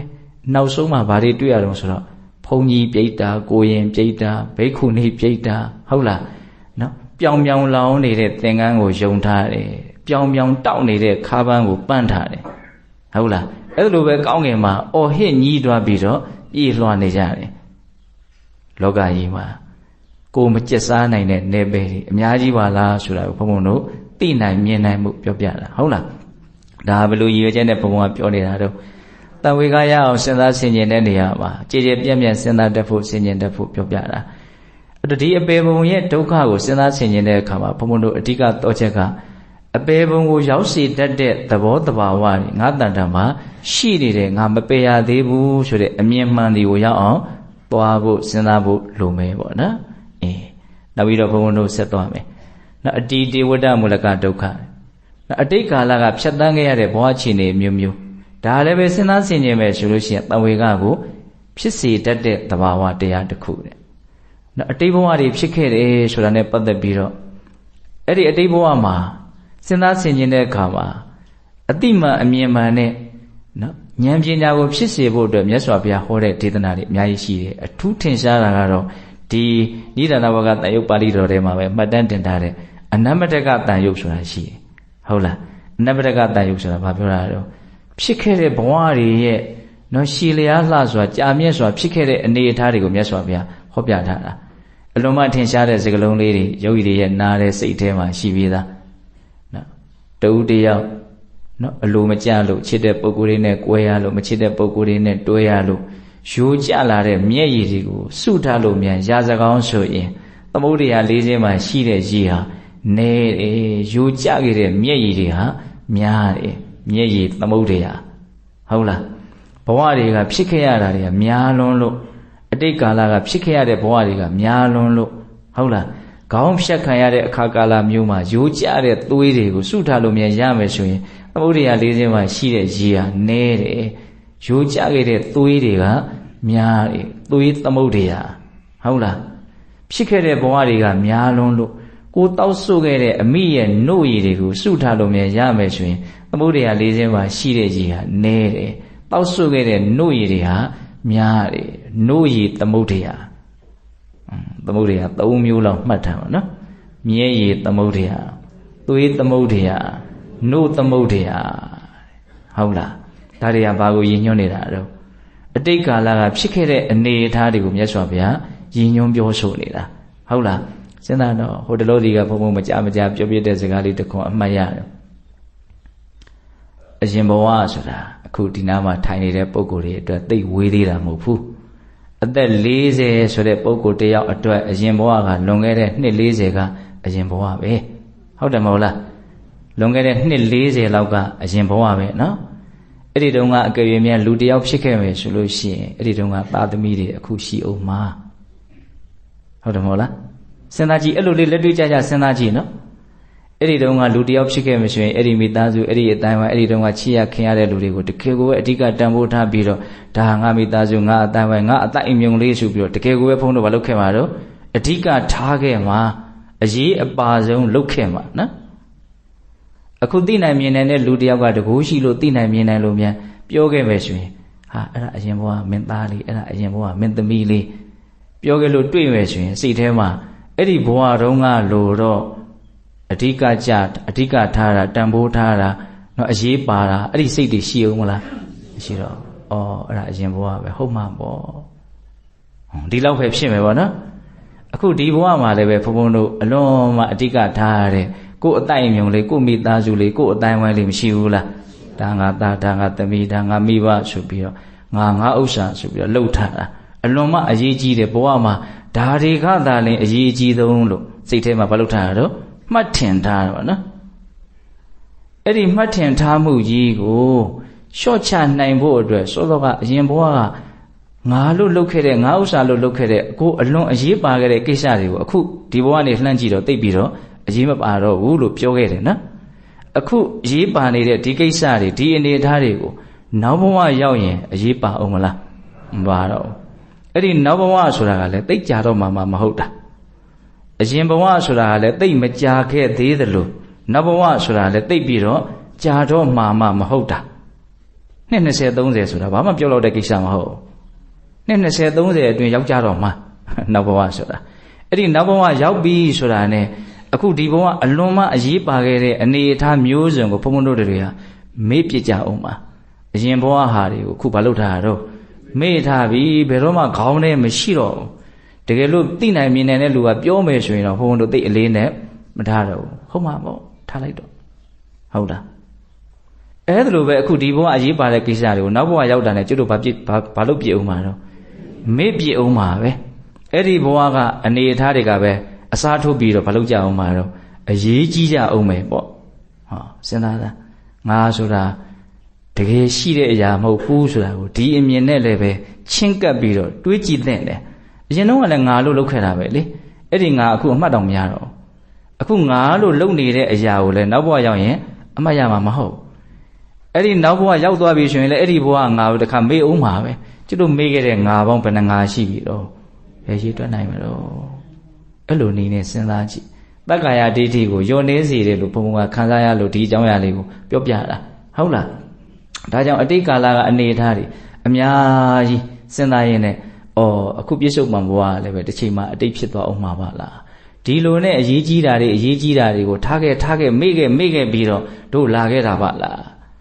ဒါကြောင့်မြတ်စွာဘုရားကဟိုရကန်းတယ်မလေးရဲ့အဖေသိတယ်မဟုတ်လားသူသမီးသူတတ်တယ်လို့ဖြစ်သွားတာလေဘလို့မှမဖြေနိုင်လို့မြတ်စွာဘုရားဒီရောက်သွားတော့မြတ်စွာဘုရားကိုချစ်ရတဲ့တရားဝါတွေတေလို့ပျက်စီးလို့ငိုခဲ့ရတဲ့မျက်ရည်ဆိုတာများတယ်သမုဒ္ဒရာ၄ဆင်းရကြီးဟာနေတယ်သင်ဘာဘူးလို့မေ့နေတာတော့ဘယ်နဲ့ကြောင့်မေ့ခြင်းကသင့်မလို့မမေ့နဲ့လို့ပြောတာအဲ့ဒါပဲကျွတ်တော့ဘာလို့ပြလိုက်တာတော့အတိတ်မေ့တဲ့လူတွေပေါ့ဟုတ်လားအတိတ်မေ့နေကြတာနော်အတိတ်ကိုမမေ့ပဲနဲ့ပြန်စဉ်းစားမယ်ဆိုရင်ဘာဖြစ်နိုင်တော့တန်ဝေကဖြစ်နိုင်တယ်ဒါကြောင့်မမေ့တဲ့အတိတ်ကိုမမေ့နဲ့အဲ့ဒီအတိတ်ကလည်းပဲကောင်းတဲ့အတိတ်ဟာအလွန်မှရှားလိမ့်မယ်ဆိုးတဲ့အတိတ်တွေပဲများမှာနော်အပမထတ္တသနာမစတ္တာရောအပယတကဂေဟိတတိတာခပ်ပေါ်နေကြတဲ့တရားဝါတွေအတွက်အပေလေးပုံဟာအမြဲနေရအိမ်တပွဲဖြစ်တယ်တဲ့ဟုတ်လားအဲ့ဒါဘာလို့ဆိုလိုတာတော့မကောင်းတဲ့ဆိုးတဲ့အတိတ်တွေသာနေများလိမ့်မယ်ဆိုတဲ့စကားလေးကိုအထောက်အထားပြုကြည့်တာသဘောပေါက်တယ်နော်ဒါကဘုံဘုံတို့6ခုမြောက်စဉ်းစားဆင်ခြင်ရမယ်တန်ဝေကရခြင်းရဲ့အကြောင်းတရားဟုတ်လားနောက်9ခုမြောက်တန်ဝေကရခြင်းရဲ့အကြောင်းတရားဘာလဲတော့အနာဂတိဝိတ္တမူလကဒုက္ခနော်အနာဂတ်ကာလဖြတ်တန်းရမယ်ဘဝအခြေအနေအမျိုးမျိုးဘာကြောင့်ဖြတ်တန်းရအောင်မယ်လို့ဘုံဘုံတို့ဟာကံတိကမ္မပြောနိုင်ရတာတော့ဘဝတဏှာရှိနေလို့ဘဝတဏှာရှိနေတယ်လို့ဘာကြောင့်ကံတိကမ္မပြောနိုင်ရတာတော့ဘဝအကြောင်းကိုနားမလည်နိုင်သေးတဲ့အဝိဇ္ဇာရှိနေလို့ဟုတ်တယ်နော်တတ္တဝါတွေဟာအဝိဇ္ဇာထဲမှာပဲနေကြတာဟုတ်လားအဝိဇ္ဇာကတာဘိက္ခဝေအန္တဗုဒ္ဓပရိယောနတ္ထနော်အဝိဇ္ဇာဆိုတဲ့မသိမှုမှာပဲဖြစ်နေကြတာနော်ဥက္ကုံတွေကတတ္တဝါလေးဟာအဲ့ဒီဥလေးထဲမှာပဲဖြစ်နေတယ်လို့ဘုန်းဘုန်းတို့ဟာအဝိဇ္ဇာဥက္ကုံထဲမှာဖြစ်နေကြတာနော်ဥက္ကုံလေးကအဲ့ဒီတတ္တဝါကိုနော်ပတ်ဝန်းကျင်အကုန်လုံးလွှမ်းခြုံပြီးတော့ထားတယ်ဘေးကအလင်းရောင်ဘာမှမမြင်ရအောင်ပိတ်ပင်အကုန်လုံးပိတ်မှောင်းနေအောင်မလုပ်ထားတော့ပိတ်ဆို့ထားတယ်အဲ့လိုပဲကျွတ်တို့ကိုလည်းပဲအမှန်တရားနဲ့မတွေ့အောင်မမြင်အောင်အဝိဇ္ဇာဥက္ကုံကြီးကမလုပ်ထားတော့ဖုံးလွှမ်းထားတယ်ပိတ်ဆို့ထားတယ်အဝိဇ္ဇာဥက္ကုံထဲမှာပဲဖြစ်နေကြတာဟုတ်လားဘဝဟာဆင်းရဲတယ်ဆိုတာတကယ်အမှန်တရားပဲသို့တော့ကိုယ်စိတ်ကတော့ဘဝရဲ့ပုံမှာဘယ်လိုမြင်ကြတာတော့မြင်ခြင်းလို့မြင်နေကြတာပေါ့နော်ဟုတ်လားအဲ့လိုမြင်ခြင်းလို့မြင်နေတဲ့အတွက်ကြောင့်ဘဝရဲ့ပုံမှာမမောမှုရှိနေတယ်ဆိုတာကိုသိရတယ်ဘဝရဲ့ပုံမှာမမောမှုရှိနေတာကိုကြည်ခြင်းအဖြစ်ဘဝဟာဆက်ပြီးတော့ဖြစ်လိမ့်အောင်ပဲဆိုတာကိုကံတိကမ္မပြောနိုင်တာဟုတ်လားအဲ့တော့ဘယ်လိုဘဝမျိုးကိုဖြစ်မှာတော့ကောင်းတဲ့ဘဝဖြစ်မလားဆိုးတဲ့ဘဝဖြစ်မလားဆိုတော့ကလားရဂတိ5မျိုးတွေကကောင်းတဲ့ဂတိ2မျိုးရှိတယ်မကောင်းတဲ့ဂတိ3မျိုးရှိတယ်ဘယ်ဂတိမြန်ငါသွားမှာတော့အဲ့ဒါကတော့ဘယ်သူကစီခြင်းမှာတော့ဘယ်သူကစီမံမှာတော့ဆိုတော့ကိုတသက်တာထားခဲ့တဲ့စိတ်စေတနာတွေကစီမံကြလိမ့်မယ်ဟုတ်လားဘဝကိုသေချာပေါက်ဆက်ဖြစ်စေမဲ့စွမ်းအားကြီးကတော့တဏှာပဲအကောင်းဆိုးဝေဘာနာကတော့ကံတရားပဲဒါကိုခွဲခြားပြီးတော့နားလည်ဖို့လိုမယ်နော်ဘဝကိုဖြစ်စေတာကဘယ်သူစွမ်းအားနဲ့ဖြစ်စေတာတော့တဏှာလောဘရဲ့စွမ်းအားနဲ့ဖြစ်စေတာ ကောင်းသောဘဝဆိုးသောဘဝဆိုတဲ့အကောင်းဆိုးခွဲခြားဝေဖန်သွားတာကဘု து တာဝန်တော့ကံတရားရဲ့တာဝန်အဲ့ဒီကံကဘယ်လိုလုပ်တာတော့ကိုလုပ်တာပါနော်ဒါလေးတွေကိုဘုန်းဘုန်းတို့စဉ်းစားဆင်ခြင်လဲဘာဖြစ်နိုင်တော့တန်ဝေကရနိုင်တယ်တဲ့နောက်ဆုံးဘုန်းဘုန်းတို့၈ခုမြောက်တန်ဝေကရခြင်းရဲ့အကြောင်းတရားတဲ့ဟုတ်လား၈ခုမြောက်တန်ဝေကရခြင်းရဲ့အကြောင်းတရားကပြစ္ဆုတ်ပံရှားဖွေစားတောက်နေရတဲ့ရှားဖွေနေကြရတဲ့အခြေအနေမှန်နော်ဒီအခြေအနေကလည်းစဉ်းစားဆင်ခြင်ရင်တန်ဝေကကိုရစေနိုင်တယ်တဲ့ဘုန်းဘုန်းတို့လွန်ခဲ့တဲ့10နှစ်လောက်ကဟုံးမလင်းဘက်ကိုသွားပြီးတော့တရားဟောမှုတယ်အဲ့ဒီမှာဟင်းနောင်ဆိုတဲ့ရွာလေးရှိတယ်ချင်းတွင်းမြေကမ်းဘေးလေးမှာအဲ့ဒီမှာဖွားဆရာကြီးဖွားဗဒ္ဒဆိုတာရှိတယ်သူ့ကိုလူတော်တော်များများကတရားရတယ်လို့ယုံကြည်ကြတာပေါ့လေအဲ့ဒါသူကမဟာစီနီးနဲ့ပြင်းပြင်းထန်ထန်ကိုအားထုတ်တယ်တကယ်ကိုအသက်ဆွန့်ပြီးတော့အားထုတ်တယ်အဲ့ဒီဖွားဆရာကြီးကကြီးညိုစရာကောင်းပါတယ်စကိုင်းလာပြီးတော့တရားပြရတယ်ရှိတယ်အဲ့ဒါသူကဘုံဘုံကိုပဲ့လို့အဲ့ဒီကိုရောက်တာပေါ့လေရောက်တော့သူ့ဘဝအကြောင်းလေးတွေကိုပြောပြတာသူ့ဘဝအကြောင်းတော့ဘာပြောတော့ဆိုတော့ဒီတန်ဝေကရတာကိုသူကပြောတာဘယ်အချိန်မှတန်ဝေကရတာဆိုတော့ည12နာရီလောက်မှဆက်ချုပ်တာကိုသူကဆက်ချုပ်စားတာဆက်ချုပ်ရင်းနဲ့တန်ဝေကရတာလေဘလို့အတွေးနဲ့ရတာတော့ဆိုတော့တရွာလုံးကအိတ်နေကြပြီငါကတော့ညတကောင်12နာရီတောင်ထိုးပြီးကြောင်းနဲ့ဆက်ချုပ်တုံရှိပြီအဲ့ဒါအလိုလျောက်ရလာတယ်ဩညီးငွေ့စရာကောင်းလိုက်တာဘဝဆက်စုပ်စရာကောင်းလိုက်တာတန်ဝေကရအဲ့ဒီရတဲ့တန်ဝေကအဲ့ဒီရတဲ့ချိန်ကစပြီးဒီအချိန်ထိတခါမှမပြောက်ဘူးတဲ့အဲ့ဒါလေးကတော်တော်မြတ်နိုးစရာကောင်းနော်တန်ဝေကရပြီးတော့ကျွတ်တို့ကဘာဖြစ်သွားတော့ပျောက်သွားတာခက်တယ်နော်ကိုသူကတန်ဝေကရပြီးတော့သူ့ရတဲ့တန်ဝေကအပြောက်ဖူးတယ်အပြင်းထန်အားထုတ်တယ်အဲ့ဒါတူကြီးနှစ်ယောက်တူမှာရောသီလရှင်ဝတ်တယ်သူလည်းတခါလဲသီလရှင်ဝတ်တယ်သူကတော့အသက်ကြီးမှဝတ်တာဆိုတော့တရားအားထုတ်တဲ့ဘက်ကိုဇောက်ချတာပေါ့တူမှာတော့မုံရွာမှာရှိထားပါတော့အဲ့တော့ဘာလို့သူကအကြောင်းပြုပြီးတော့တန်ဝေကရတာဆိုတော့မနေမနာအမြဲတမ်းလုံနေရတာကိုတွေးမိပြီးတော့တန်ဝေကရတာအဲ့တော့တို့တီကနော်လက်ဖက်တွေပါလေးလည်းရှိတယ်အဲ့ဒါ तू ကအဲ့ဒါတတိတန်းကြီးစဉ်းစားတယ်ငါမှမနာခဲ့ရဘူးအမြဲတမ်းလုံနေရတယ်နားကျင်လို့လည်းနားလို့မရဟုတ်လားအဲ့ဒီရှားဖွေးနေရတဲ့ကိစ္စလုတ်ကိုင်းနေရတဲ့ကိစ္စကြီးကိုပဲဘာဖြစ်သွားတာလဲစိတ်ကပြင်းသွားတာနော်တန်ဝေကရတာဟုတ်လားဒါလည်းပဲတန်ဝေကရเสียအကြောင်းတစ်ခုဆိုတာအလွန်မှတော့ထင်ရှားတယ်လို့ဘုံဘုံထင်တယ်အလွန်မှဘဝတဏအားကြီးတဲ့လူတွေကာမတဏအားကြီးတဲ့လူတွေမမောမှုအားကြီးလွန်းတဲ့ပုံကိုယ်တွေတော့ရချင်မှရမှာပေါ့နော်တော့ရှားနေရတာကိုပဲတချို့ကြလို့လည်းဘာဖြစ်နေတော့ပျော်နေတာဟုတ်လားဘလောက်ရပြီကနန်းနေနဲ့တခါလဲပျော်နေတာဘာနဲ့ပျော်နေတာကနန်းနေနဲ့ပျော်နေတာဟုတ်လားဘလောက်ရှိပြီပျော်နေတာနော်ဟုတ်လားတကယ်တမ်းကဒီကိစ္စကြီးကပျော်စရာကိစ္စကြီးတော့မဟုတ်နော်ရှာလိုက်ရလိုက်ကုံသွားလိုက်မောဟိုက်မစုံရှိကြည်ဟုတ်လားရှာတယ်ရတဲ့အမျိုးကဘလို့အမျိုးတုံးဆိုတော့ကုံတဲ့အမျိုးဖြစ်နေတယ်အဖတ်တင်တဲ့အမျိုးမဟုတ်ဘူးတစ်ချိန်မှာသူမကုံရင်လည်းပဲကိုကသူ့ကိုပျက်စီးမှုနဲ့သူ့ကိုစွန့်ထားခဲ့ပြီးတော့ကို့အတွက်တော့ဘာဖြစ်သွားမှာတော့ကုံသွားအောင်မှာနော်ဒီသဘောကိုလည်းဘုန်းတော်မြင်ဖို့လိုတယ်ဟုတ်လားအဲ့တော့အမြဲတမ်းရှားဖွေးနေရတယ်လုတ်ကင်နေရတယ်လူလောကကြီးကမလုတ်လို့လည်းဖြစ်တာမှမဟုတ်တာ哦အဲ့တော့ဘုန်းကဒီအကြောင်းကိုပြောတော့ဗာလေးကိုအမှတ်ရတော့ဆိုတော့ဝိသနခဇတ်ကိုသွားပြီးတော့အမှတ်ရတယ်အဲ့ဒီဇတ်တော်လေးကလည်းပဲအလွန်ကြိုက်တဲ့ဇတ်တော်တွေကတပုတ်ပေါ့ဝိသနခဇတ်တဲ့ဘုရားလောင်းဝိသနခပရပိုက်ဖြစ်တော့ပြောခဲ့တဲ့စကားလေးကိုသဘောကျတော့ဘာလို့ဒီဇတ်တော်ကိုမြတ်စွာဘုရားဟောတာလဲဆိုတော့ရောဇမန္လမင်းသားဆိုတာရှိတယ်အဲ့ဒါရှင်အာနန္ဒာနဲ့လူဘဝတော်ကတငယ်ချင်းတော်ခဲ့တာအဲ့ဒါရှင်အာနန္ဒာကတော့ယဟန်ပြုတ်သွားတရားလူတရားမြတ်တွေရသူကတော့လူပေါ်မှာပဲနေအဲ့ဒါနောက်ရှင်အာနန္ဒာနဲ့တွေ့တဲ့အခါကျတော့အလုံးမခင်မင်လွန်းလို့ယဉ်နီးလွန်းလို့တအိမ်ဝင်တအိမ်တို့နော်ဆွမ်းခံပြီးတော့တောင်းရမ်းပြီးတော့စားတောက်နေရတဲ့ဘဝဆင်းရဲပါတယ်အရှင်ဘုရားလူထွက်ခဲ့တပည့်တော်ရှိတဲ့စီးစိမ်တဝက်ခွဲပေးခင်လွန်းလို့ပြောတာရောဇမန္လမင်းသားတဲ့ဟုတ်လားအဲ့လိုရှင်အာနန္ဒာကိုလူထွက်ဖို့ပြောတဲ့အခါမှာရှင်အာနန္ဒာကပြုံးမှာပေါ့နော်လူစည်းစိမ်နဲ့ตาလွန်နဲ့တရားစည်းစိမ်ကိုရထားတဲ့ပုဂ္ဂိုလ်တယောက်အတွက်လူထွက်ခဲ့ဆိုတဲ့စကားပြုံးစရာကြီးဖြစ်မှာပေါ့နော်အဲ့ဒါနဲ့အဲ့ဒီစကားကိုမြတ်စွာဘုရားကိုရှောက်တော့မြတ်စွာဘုရားက ရောဇာအခုမှသာလေယတိယဟန်တွေကိုလူထွက်ဖို့ပြောတာမဟုတ်ဟိုတော့ကလည်းပြောဦးတယ်ဆိုပြီးတော့ဝိသနခဇတ်ကိုဟောတာတဲ့အဲ့ဒါတခုသောဘဝကဘုရားလောင်းကအလုံးမှပြည့်စုံတဲ့စီးစိမ်ကြီးတဲ့တထေမျိုးတထွေးတွေမှာသွားပြီးတော့ဖြစ်တယ်နောက်တော့တန်ဝေကရပြီးတော့တောထွက်ယတိဝတ်ပြီးတော့နောက်ဇံပိန်ရင်နဲ့နေတယ်အဲ့ဒါတနေ့တော့နောက်လူတွေနေရာ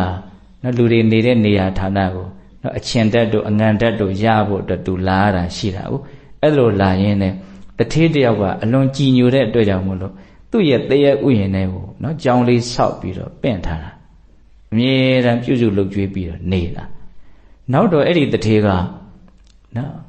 တယောက်တည်းတရက်ဥယျာဉ်ထဲမှာတဲကြောင်လေးနဲ့ပြင်းစရာကြီးဘာလို့အောင်တယောက်တည်းနေမှာတော့အရှင်ဘုရားလူသာထွက်လိုက်ပါတပည့်တော်မှာစီးတဲ့ဥစ္စာတွေအများကြီးရှိတယ်တဝက်တိတိအလေကနေခွဲပေးမယ်အဲ့ဒါနှစ်ယောက်သားညီညီညွတ်ညွတ်နော်လူလောကလူစည်းစိမ်ကိုခံစားကြမယ်လို့အဲ့ဒါလိုဖိတ်မှန်တာအဲ့ဒီအချိန်မှာဘုရားလောင်းကအဲ့ဒီတထေးကြီးကိုရွတ်ပြတဲ့ဂါထာနော်အဲ့ဒီဂါထာလေးလည်းပဲယောဂီတို့ရအောင်ကြက်ထားရင်ကောင်းနော်အထူးသဖြင့်တန်ဝေကရခြင်းတဲ့ပုဂ္ဂိုလ်တွေနော်ပစ္စုပ္ပန္နအာဟာရပရိယေတိမူလကဒုက္ခလောလောဆယ်ရှာဖွေစားတော့နေရတဲ့ကိစ္စနဲ့ပတ်သက်ပြီးတော့ကြည်ကြည်ပြန့်ပြန့်တွေးတတ်ခြင်းနဲ့ဆိုရင်ဒါလေးကိုရအောင်ကြက်ထားပါနော်ကရဏဏိဟမာနတကရဏဗနာတော်မူတာကရဏဒိဏဒန္တတပရိသအနိကုပ္ပတောဧဝံစိတ်တံဒုရပိတန္တဝံကောကရပရိပစ္စတိတဲ့အဓိပ္ပာယ်ဘာပြောတော့ဆိုတော့ကရဏဏိဟမာနတ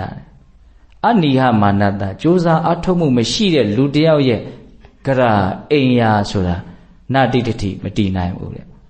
လူဘဝကြီးကပြင်းလို့မရဘူးလို့ပြောတာအလုံးမလုံးတဲ့လူရဲ့ဘဝမယက်တည်နိုင်ဘူးတဲ့ယက်တည်လို့မရအောင်ဘာလို့နေရတော့အမြဲတမ်းကြိုးစားနေရတယ်တဲ့ဟုတ်လားကရဏဏိဟမာနတကရဏဗနာတော်မူတာအဲ့ဒါလိုရှားရင်ဖွင့်ရင်လှုပ်ရင်ကန်ရင်နဲ့ဘုံဘုံတို့မှာရံဖန်ရံခါမဟုတ်တာလေးတွေမမှန်တာလေးတွေကလည်းဘာလို့ရတော့ပြောရတယ်မှုသားမပြောတဲ့လူဘဝဟာမယက်တည်နိုင်ဘူးတဲ့ကဲလောက်တန်ဝေကရဖို့ကောင်းတော့မလိမ်ညာရတဲ့လူဘဝဟာယက်တည်ဖို့မဖြစ်နိုင်ဘူးတဲ့လူဖြစ်ရင်လိန်ကိုလိန်ရလိမ့်မယ်ဆိုတဲ့အတိပ္ပယ်မျိုးကိုပြောနေတာနော်ဒီဒေသနာထောက်ပြီးတော့ဒီလိုငါးပါးသီလမလုံးတာဘာအပြစ်ရှိလို့များပြောနေတော့တဲ့ဒုက္ခဟုတ်လားနော်ဆိုလိုတာကလူဘဝရဲ့ခက်ခဲပုံကြမ်းတမ်းပုံကိုပေါ်လွင်အောင်သူကပြောတာနော်ထိန်းလို့မရဘူးလို့ဆိုလိုတာမဟုတ်ဘူးမဖြစ်မနေဘုံဘုံတို့မဟုတ်တာလေးတွေပြောရတဲ့အနေထားလေးတွေရှိမနေဘူးလားတကယ်စင်စစ်ရှိနေတယ်လူဘဝမှာမှုသားစကားမပြောဖို့ဆိုတာတော်တော်ခက်တယ်လို့ပြောချင်တာသဘောပေါက်လားဒါရှာရင်ဖွေရင်နဲ့ဘုံဘုံတို့ရဲ့တွေ့ကြုံရတဲ့အခက်အခဲလေးတွေကိုစဉ်းစားမိဖို့ပြောပြတာဟုတ်လားကြိုးစားအထောက်မှုမရှိတဲ့လူဘဝဟာယက်တည်ဖို့မဖြစ်နိုင်ဘူးမလိမ်ညာတဲ့လူဘဝဟာလည်းပဲယက်တည်ဖို့မလွယ်ဘူးတဲ့ကရဏဒိဏဒန္တတသူများပေးတဲ့ဒဏ်ကိုမယူတဲ့လူရဲ့ဘဝဟာလည်းယက်တည်ဖို့မလွယ်ဘူးတဲ့ဆိုလိုတာကသူများနှိပ်စက်တာကိုလည်းရံဖန်ရံခါခံရတယ်လို့ပြောတာမခံခြင်းလို့မရဘူးနော်သူများပြောတာဆိုတာခံရတယ်သူများလှုပ်တာကိုင်းတာမတရားတာကိုလည်းခံရတတ်တယ်ဟုတ်လားအဲ့လိုသူများရဲ့ဒဏ်ပေးမှုကိုမခံယူရတဲ့လူဘဝလည်းယက်တည်ဖို့အဲ့တော့ဆိုလိုတာကလူဘဝမှာမဖြစ်မနေသူများနှိပ်စက်တာကိုလည်းခံရတဲ့အခါကာလတွေရှိတယ်လို့ပြောတာလူဖြစ်မှတော့ခံရမယ်ဆိုတာကိုနားလည်ထားဖို့ဒါကိုပြောတာကရဏဒိဏဒန္တတပရိသအနိကုပ္ပတောတဲ့ပရိသသူတစ်ပါးတို့ကိုအနိကုပ္ပတောမနှိပ်စက်သောပုဂ္ဂိုလ်ရဲ့သူတစ်ပါးတို့ကိုဆင်းရဲအောင်မလုပ်သောပုဂ္ဂိုလ်ရဲ့အိမ်ရာဟာလည်းပဲယက်တည်နိုင်မှုမလွယ်ဘူးဟော